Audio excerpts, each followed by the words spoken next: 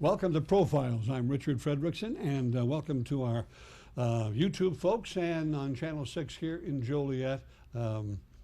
Really delighted to have the guest I'm about to introduce you to.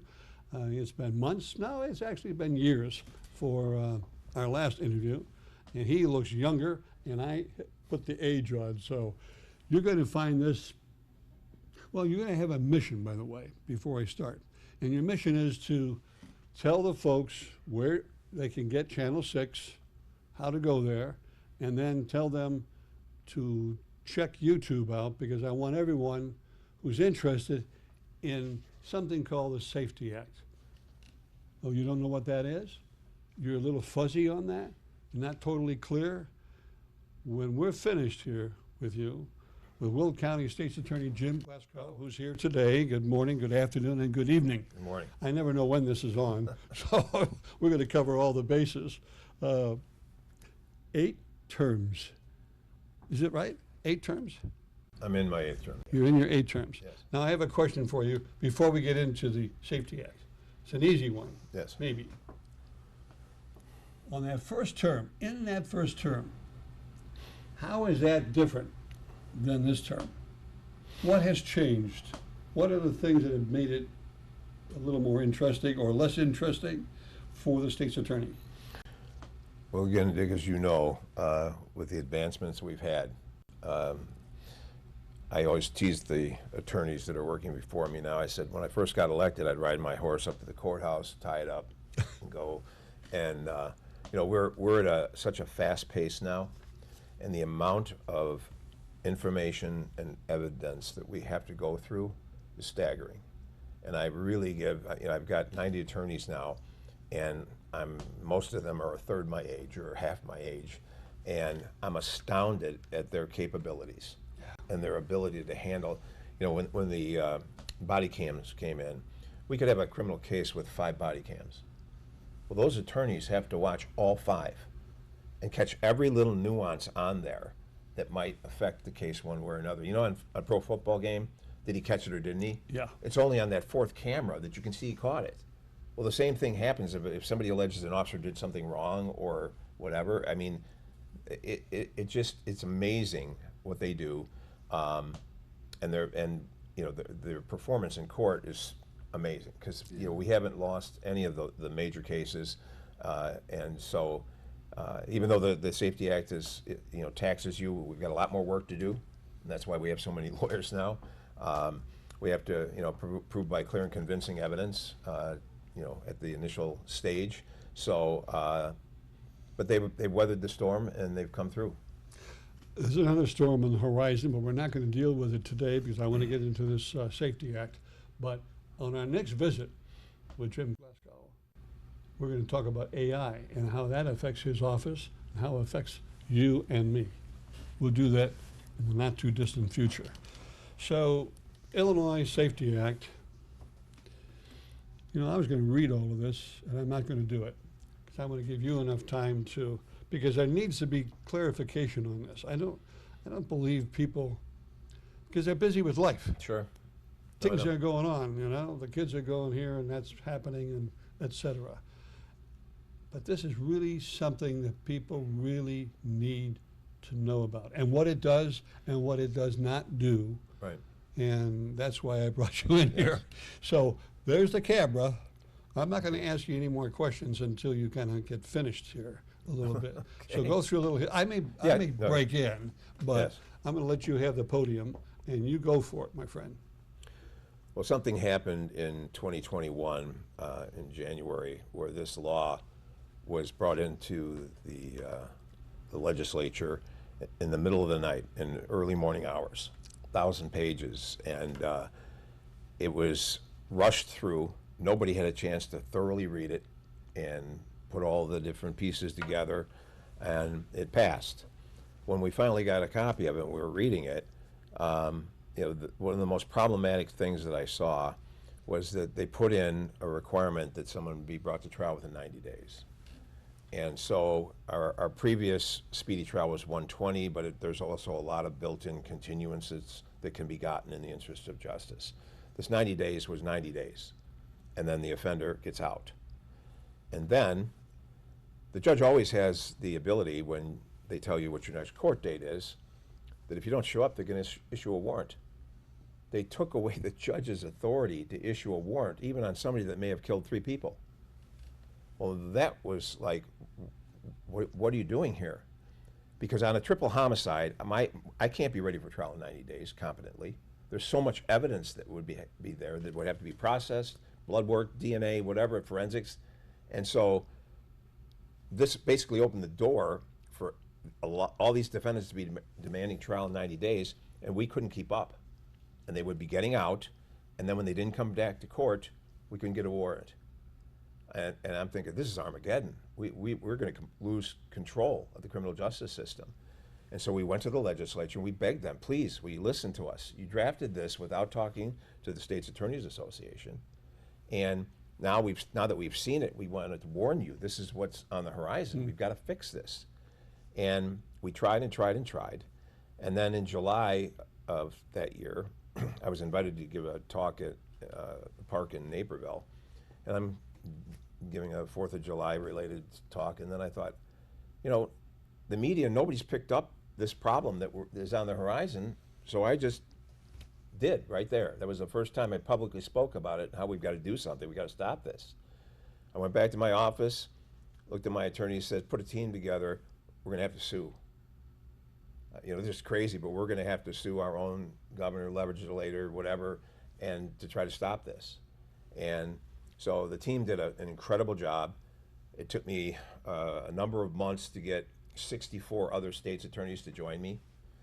You know, there's I think 98 in total, but not everyone could join because some of the state's attorneys are a state's attorney in a small county under 30,000. They don't have a staff, and so the fact that they didn't join us didn't mean they weren't with us. But 64 of the state's attorneys did file the suit, and you know, again, we wouldn't have done that if they would have just come to the table.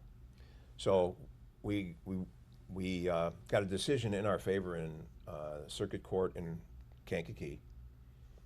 And shortly after that, they agreed to come to the bargaining table. So when we sat down, we were able to work out not a perfect solution, but a 300-page amendment was gotten from that.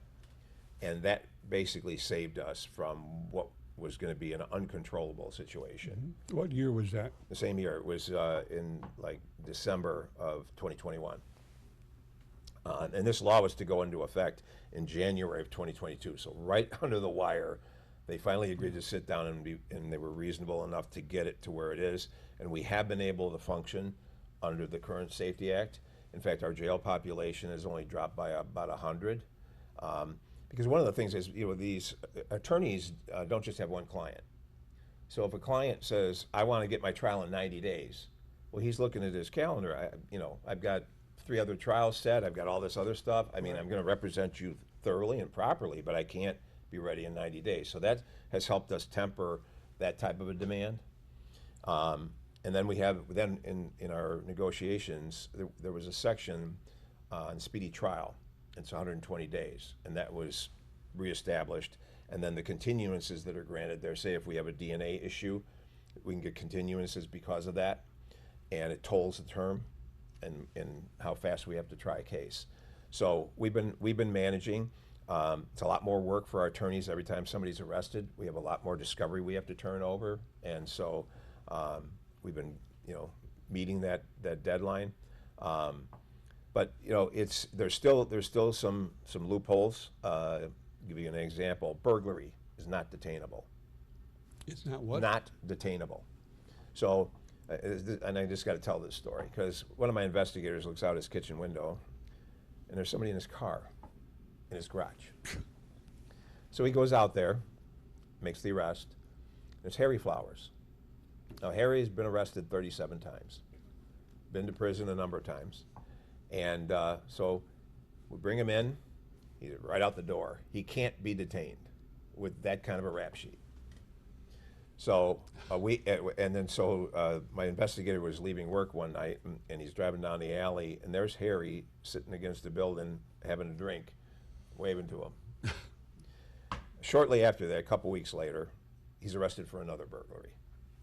Well, now we can detain him after the second burglary.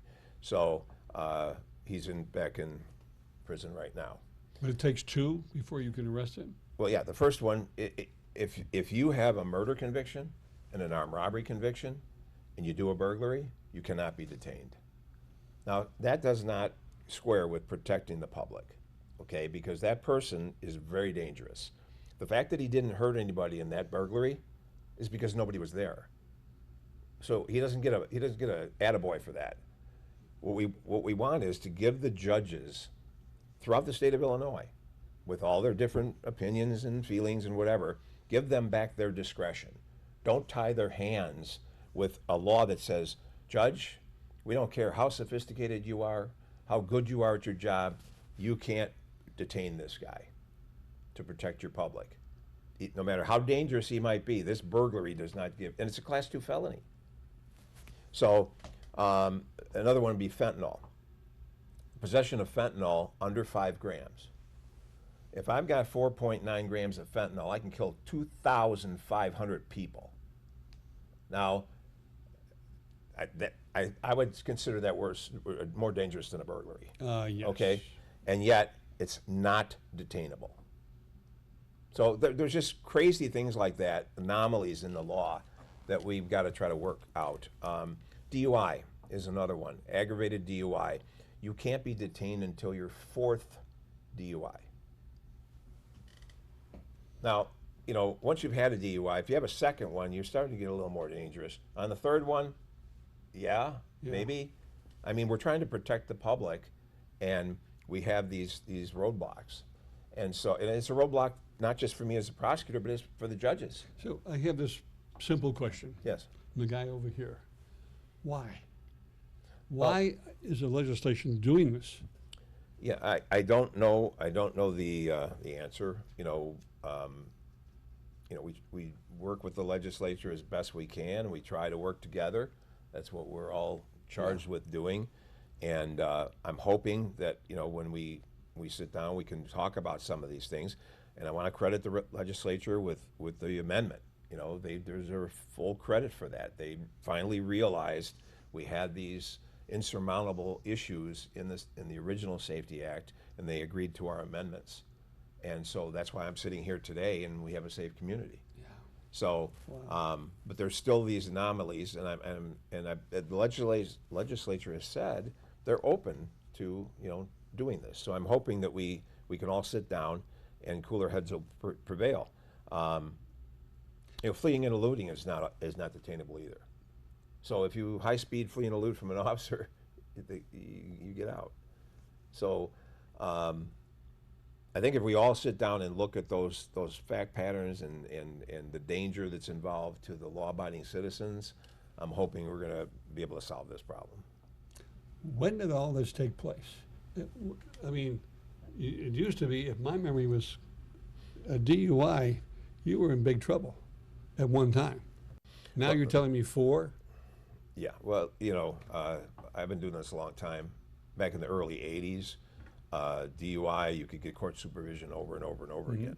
So it's really evolved.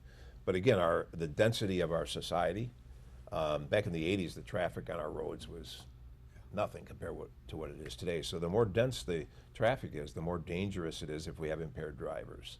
And so we should be doing everything we can to make sure impaired drivers aren't out there amongst us. Anyway, so that I'm really hopeful that we can come to a solution. There was one anomaly that happened in 2024. A bill was put forth on its own, a standalone bill, and it got a bill number, and it went through a first reading, and it basically said that police officers were no longer going to be able to stop a car with no license plates, or a car with an expired registration on their plates. They wouldn't be able to stop a car for speeding till it was 26 miles over the limit. Well, why have a limit if you can't do anything about it? Why have license plates? They're regulatory. You can't, if you have, you know, you've heard of flock cameras. Okay. Well, what the flock camera does is get the picture of the license plate of the person who committed the crime so we can go investigate.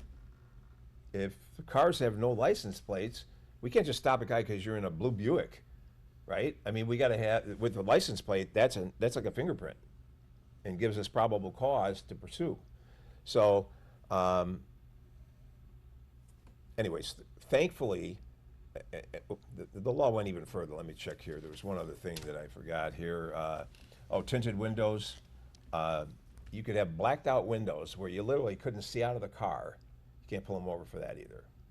So Well, when did that take place? Because there This was a was- time when you couldn't have tinted windows. well, no, there are laws on tinted windows. Okay. There are. Yes. Oh, absolutely. You can't tint your front windshield except for the little band at the top. I think you have to have 35% light transmission through the side windows. I could be off on the percentages, but it's in statute. So, and if you violate that, that's something you can be pulled over for.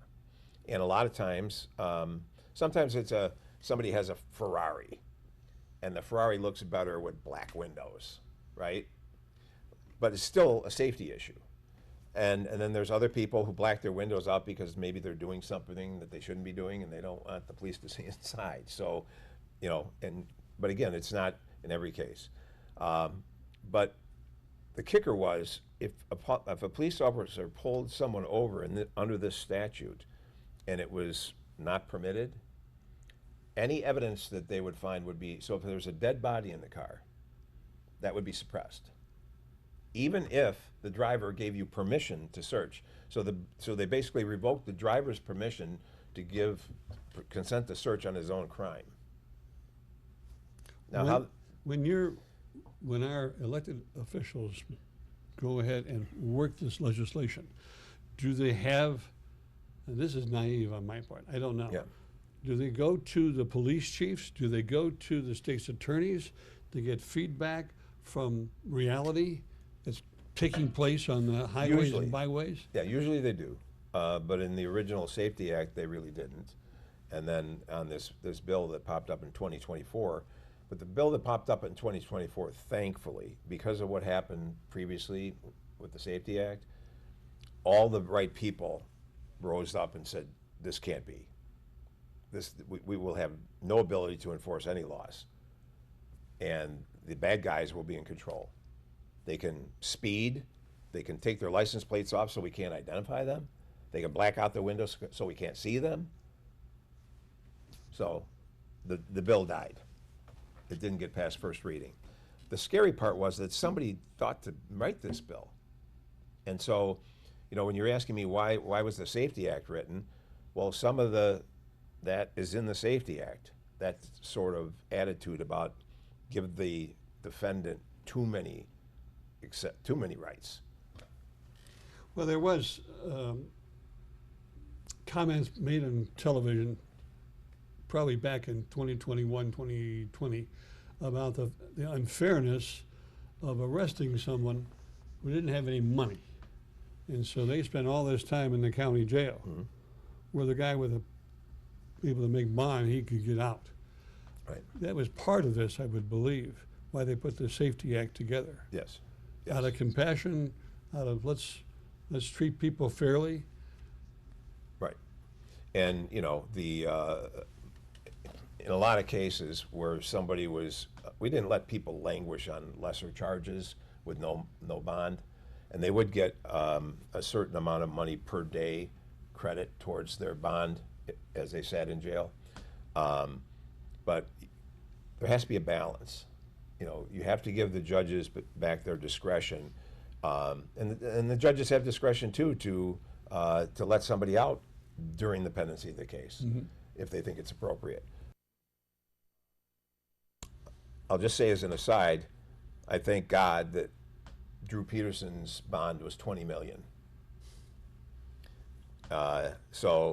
In light of the fact that once he was convicted of killing Kathy Savio and he went to prison, he hired somebody to murder me.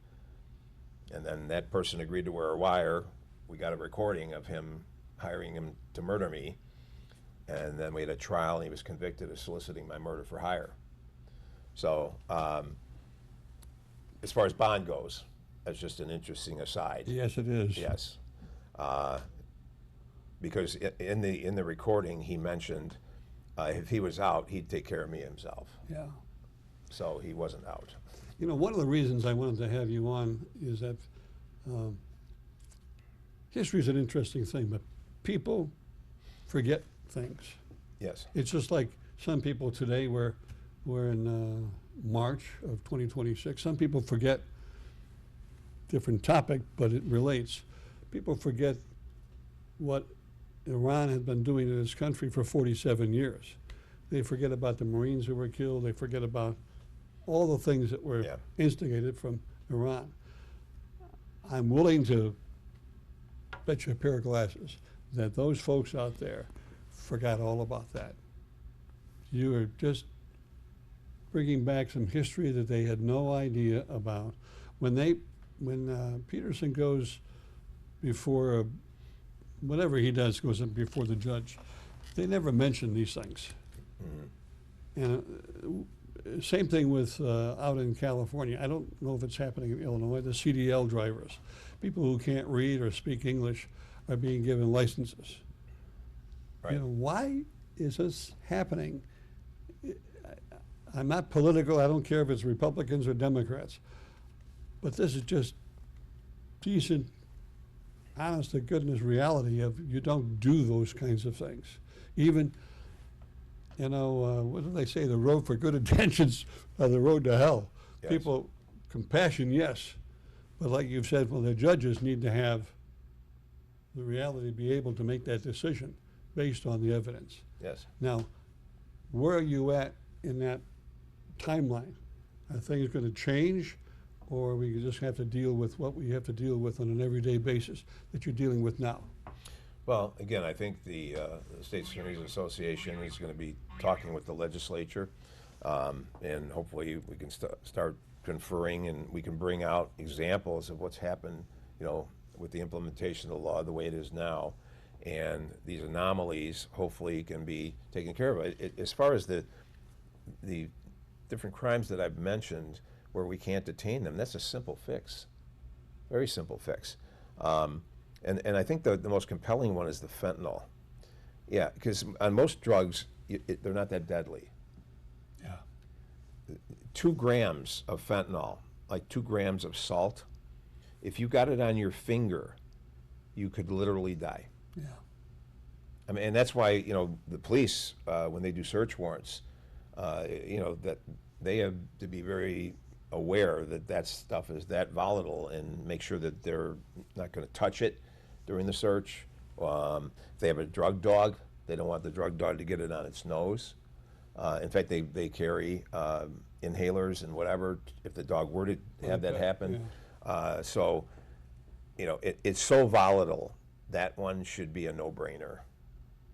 And then when you give examples like Harry Flowers, arrested 37 times, and because you let him back out, he did another burglary, how much more logical proof do you need that that judge needed discretion to look at his rap sheet, say, Mr. Flowers, you're not getting out. We're talking with James Glasgow, Jim Glasgow, our Will County State's Attorney. Where are we at in your term? Is this your second year of your 8th term? What? I'm losing count. Yeah, it is. Yeah, it's my 2nd year. Yeah, and you mentioned you had X amount of attorneys, but when you're looking at these things, you need to go beyond that. You need to have investigators. Do you have full-time investigators in your department as well? And are these all police officers, former police officers? Yes, yes, retired police officers. They are retired. Yes. But they have the legality of arrest. They can still do that. We try not to. We work with the police departments. Okay. And what they'll do is when there's a trial, they can help with finding witnesses, doing some interviews. But we leave the original investigation of the criminal cases to the police department so that we're not, because I'm the prosecutor and they're the police. We have to have a separation. We don't want to become witnesses at the state's attorney's office. It might happen in a rare case that one of my investigators might have to do that. But we always try to defer if there's a significant interview that's got to be done on a case, we like to have the police do it, and a lot of times it'll be with the prosecutor. But usually when we're getting ready for trial, at that point everything's done. Yeah. But our investigators do a tremendous job finding witnesses, serving them with the proper subpoenas to make sure that when the case does go, we have the proofs ready to present. How long do you talk about all this work that these attorneys have to do, and I see them walking down when I'm downtown Joliet. We see them going to lunch or whatever, and they're very young, by the way. Yes. Of course, everyone's young to me. The only one older than me is Dick Schuster, and it's not by that much. And he's our producer, director, camera guy, etc. Married to a very young Millie Schuster, by the way. That'll get me points. Yes. I want to do this. At the end, we're going to, I'm not going to do this right now with Jim. We're going to run the recognitions of this state's attorney. We'll do that with a B-roll. We're not going to talk about this, but Okay. briefly just comment, because we came here to get that clarification for you on the Safety Act. And if you want any follow-up questions, there will be a phone number, and contact the office, and because many of you will maybe want to do that, and you can. And if you're watching from Texas or California, beautiful Florida, you can do that as well. We'll open that up to you. All right, I'm going to do this because there's so many things that you have been involved in. Well, I like this one here. Is this a kind of, this is not something that happened yesterday, but you have cutting edge, the Will County State's Attorney's High Technology Crime Unit. What the heck is that? Well, that started around 2012, and what we did was we were investigating child pornography on the internet, and now the state police has taken that over, but we did it for about 10 years. And then we had Cash, our wonder dog, who could smell, he could detect the proprietary chemical in electronic devices. Wow. And so he was, I remember one search warrant, it was outside of Will County where we were assisting, and the police went in and they thoroughly searched the house, couldn't find anything. He was in there 5 minutes. He found the evidence in a secret compartment the guy had built under his stairs in the basement. Wow. And one of the Chicago stations came down to do a little story on Cash, and we put a SIM card in the drop ceiling. It was probably about this high, and we just walked him down, and he just stopped And looks right up where the thing is, and it's like, and that's, you know, a SIM card's about that big. So, and he was the first dog ever in Illinois in law enforcement that had that ability. We got him from a gentleman in Indiana who came up with the idea of training a dog to do that. Nobody had done that before. So it was groundbreaking, and it was sad because we had so many cases that we were successful with, which means that, you know, there's a real epidemic in that area of child pornography, which is horrific. And now with AI, I don't know where it's going to go. And we've got to have new laws now about AI. You know, if it's not a real child, it's an AI child, or, you know, it's going to be very complex. I've defined AI as good, bad, and ugly, because that's our future, and it's here now. It's unbelievable. Take Back the Night. That's kind of an interesting. Yes. Well, it's funny because I was in the first march in 1996. Yeah. And I remember Herman Haas and I were walking out there with our candles downtown, and it was raining. And Herman says, "Where are we going?" I said, "I don't know, but just keep walking straight." No, but Take Back Night is a great event. And violence against women obviously has been an epidemic in our society forever. And that's why, you know, when I think about my parents, my dad he never yelled at my mother. He never raised a hand to my mother. They were loving, and you know, as a child, that's critical. Sure it is. And so many times when people have that problem, you look at their childhood, and they lived it, they witnessed it, and that doesn't defend them, of course. but we do have diversions and counseling in our prosecutions for people with that kind of background. Your prosecutions of humans and the Safety Act, but there's another aspect to this guy and your love of animals, particularly dogs. Yes. And we don't, well, we probably do have the time, but I don't know all the different nuances that you have come into and established for dogs. Well, by the way, I want to thank the Child Advocacy Center. Is that correct? Yes. That's where we're at right Yes. now.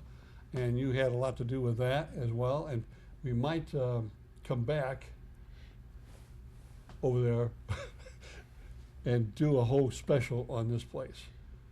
Because I didn't realize it was that big inside. You drive by, what is that out there? Gaylord or whatever that is. It's in Crest Hill. It's quite a place. And it's really, Will County is really gifted to have this place for the kids. And we'll do that as well, a little deeper study on that. But the dogs are really special to you. Yes. And much of what goes on here is because some of those dogs Right. walk the hallways. Yeah. Well, in 2012, we started the Pause for Kids program. Mm-hmm. And Sherry Johnson, who was my administrative assistant at the time, had two beautiful dogs that stepped right in, Jackson and Mally. And it was the Pause for Kids at the Child Ad Center. And so it's just grown. The League of Extraordinary Canines and Friends, that's something I think in 2019 I put out a position paper on that, and the Animal Legal Defense Fund gave me an award, a nationwide award for doing that as a defender of animals. But when you look at it, if people are kind to animals, they have a tendency to be kind in relations with everything they do. Yeah. And my vision is to get all the veterinarians, all of the rescues, all the governmental entities, we're all talking to each other about animal welfare. And because right now, like if something happens, people don't know what the right resource is. And the crazy thing is AI may be our answer here, because we'll get some sort of an AI program that will allow people to dump their information in, and it'll get routed to the right people. I have an animal protection unit with 3 attorneys in it. And the reason I have 3 attorneys, and I give them a stipend, is that, obviously people go on vacation, people get sick, whatever. I want to make sure that I've always got one of my animal experts in the office or on call when something breaks. And so that's worked out seamlessly. We always have that, because it's a specialized area of prosecution. There's a lot of specific things you have to do that the average assistant wouldn't be aware of. And so that never happens. When we get an emergency call, the person they're talking to is spot on and knows exactly what to do. And St. Francis of Assisi in 1100 AD said, anyone who would deny the shelter of pity and compassion to any of God's creatures would do likewise to his fellow man. Yeah. And that sums it up. It's about trying to get people to be more compassionate, more helpful, more loving in every aspect of life. I'm 75, I may sound a little sappy here. All right, we're going to continue talking with our Will County State's Attorney, James Glasgow, and one of the fun things that you get to do is something called Men Who Cook. Yes. I didn't realize that you were a chef also. Yeah, I can work a microwave really well. No, that's something I'm not very good at, but it's been a tremendous venue to raise some additional money for the Child Ad Center. Excuse me. And back in 1995 is when I set out to start the Child Ad Center. Mm-hmm. And you remember what it was like in 1995. Yes. This is before the internet. And so I got Dave Benfer over at St. Joe's to pledge money, but it had to be matched. And then I went to Silver Cross, and we got space, 3,000 square feet in the Rabbi Hirschman building. So now I'm at a loggerheads. I've got space, and I've got promised money. I need matching funds. And I happened to have a chance meeting with somebody from the Department of Children's Family Services, and we were talking about another issue, and I segued into this, and he told me, let me see what I can do. He called me the next day with the matching funds. And we had the Child Ad Center open with one employee. And we stayed at Silver Cross for 3 years and finally got into a county building. And so, you know, we were kind of crawling, and then once we got that, we were starting to get some help from the county. And it has been a godsend, because the one thing, in 1986, I prosecuted a case, an 8-year-old girl made an outcry 30 days after she was assaulted. And it was a Class X predatory criminal sexual assault on a child. And so I've got, you know, no prompt report. I've got no physical evidence because it happened 3 months ago. And so the whole case was riding on her testimony. And I was very lucky because she was a very smart little girl. And we worked on her testimony. She knew what happened, and she could accurately tell exactly what happened. In fact, during the trial, the defense attorney asked her a very pointed question, and she scrunched her face up and leaned forward and said, "Hey, that's not what happened. You turned that all around." And a lady on the jury started crying. Yeah. And so, but that conviction, it's so ironic because that victim came back into my life in 1995 when I'm opening the center. My victim services people telling me, "Hey, this young girl said she wanted to say hi. You know, you helped her." Sure. Okay. She got thrown out of a moving car by her current boyfriend and had a broken arm. And again, you know, you look at she obviously that scarred her. We didn't have a child ad center for her to get treatment, counseling, to get past it. So her self-esteem caused her to have a boyfriend who threw her out of a moving car. That broke my heart when I heard that. But the irony of those two things. But the Child Ad Center is a godsend, would have been a godsend for her back in 1986 when we had that case. Unfortunately, it didn't come till later. But the work that the people do here is God's work. It's mind-blowing how effective it is and how critical it is.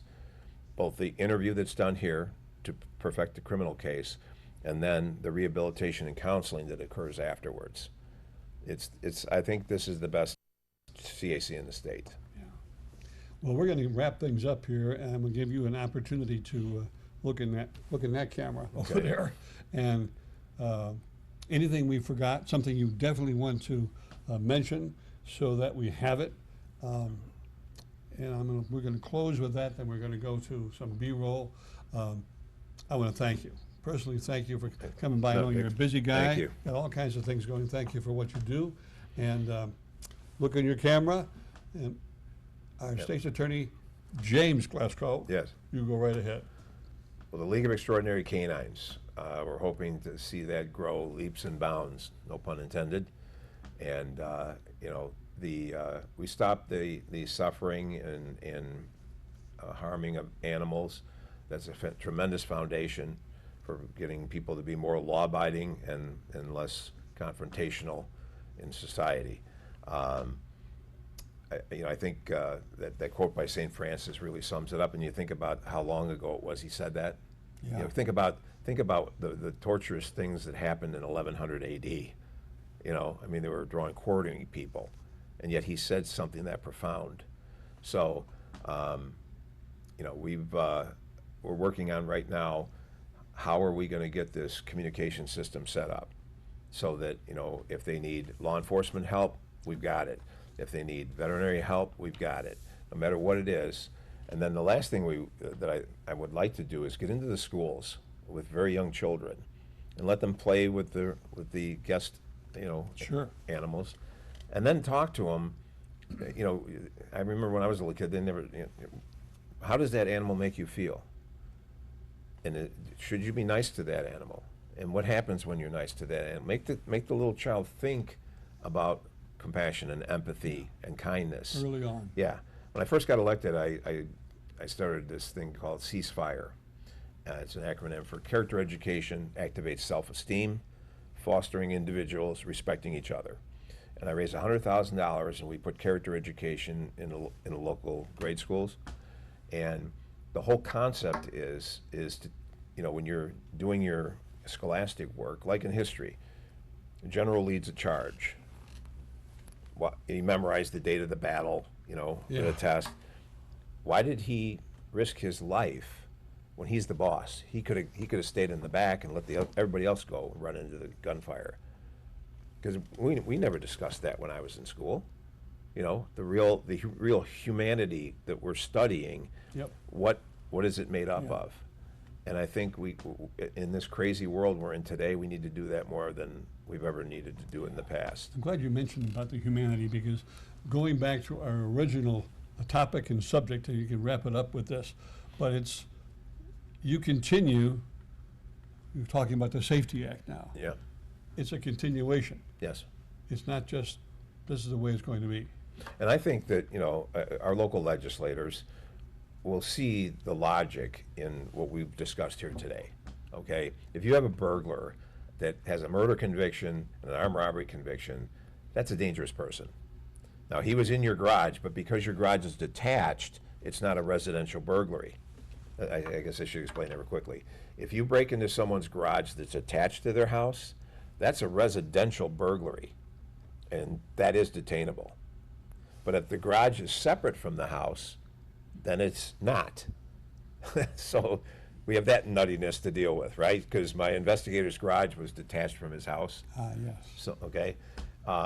Doesn't make the offender any less dangerous, does it?